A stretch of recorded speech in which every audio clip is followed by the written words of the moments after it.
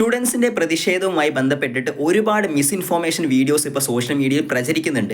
അതിൽ ഞാൻ സ്ഥിരമായിട്ട് കാണുന്നൊരു ടോപ്പിക്കാണ് നീറ്റ് എക്സാം പേപ്പർ ചോർന്ന ഉടനെ തന്നെ പോലീസ് നടപടി സ്വീകരിച്ച് റീടെസ്റ്റ് നടത്തി അതുപോലെ തന്നെ എന്താ പറയുക പ്രതികളെ ഇപ്പോൾ അറസ്റ്റ് ചെയ്യുകയും ചെയ്തു. എന്നിട്ടും എന്തിനാണ് എഡ്യൂക്കേഷൻ മിനിസ്റ്ററായ ധർമ്മേന്ദ്ര പ്രധാൻ രാജിവെക്കേണ്ട ആവശ്യം എന്ന് പറഞ്ഞുകൊണ്ട് ഒരുപാട് വീഡിയോസ് കാണുന്നുണ്ട്. ഇത് പെയ്ഡ് വീഡിയോ ആണോ എന്ന് എനിക്ക് സംശയമുണ്ട്. അപ്പം നമ്മൾ ഇന്നത്തെ ഈ വീഡിയോയിൽ ഞാൻ പറയാൻ പോകുന്നത് അതുകൊണ്ടാണ് എന്തിനാണ് ധർമ്മേന്ദ്ര പ്രധാൻ്റെ രാജി സ്റ്റുഡൻസ് ആവശ്യപ്പെടുന്നത് എന്നുള്ളതാണ്.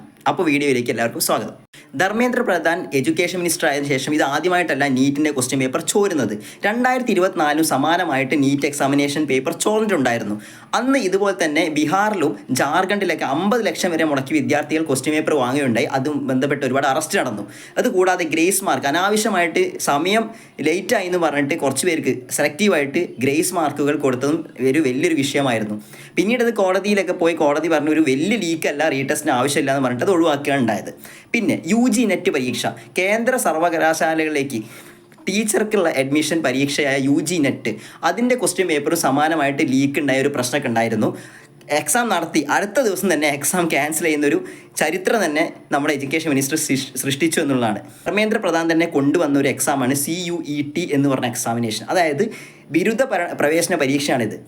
അപ്പോൾ ഈ സംഭവത്തിൽ ഇതുപോലെ തന്നെ സെർവർ എറർ, അതുപോലെ തന്നെ കുറേ ഡിലേസ് സംഭവിക്കുക, സാങ്കേതിക കുറേ പ്രശ്നങ്ങൾ ഉണ്ടായത് കാരണം പല കുട്ടികൾക്ക് അഡ്മിഷൻ ഡിലേ ആയിട്ട് ഭയങ്കര ഹെഡേക്ക് ആയിരുന്നു. പിന്നീട് ഈ ശാസ്ത്ര വിഷയങ്ങൾക്കൊരു പരീക്ഷ ഉണ്ട്, CSIR UG നെറ്റ് പരീക്ഷ. ഈ പരീക്ഷ ഇതുപോലെ തന്നെ ക്വസ്റ്റ്യൻ പേപ്പർ ലീക്ക് ആയത് കാരണമാണ് പോസ്റ്റ്പോൺ ചെയ്തത് എന്ന് പറഞ്ഞാൽ അവസാന നിമിഷം പോസ്റ്റ്പോൺ ചെയ്യാനുണ്ടായത്. അപ്പോൾ ഈ പോസ്റ്റ്പോൺ ചെയ്യാനുള്ള കാരണം ഇത് ലീക്ക് ആകാനുള്ള ഒരുപാട് വിമർശനങ്ങൾ ഉണ്ടായിരുന്നു.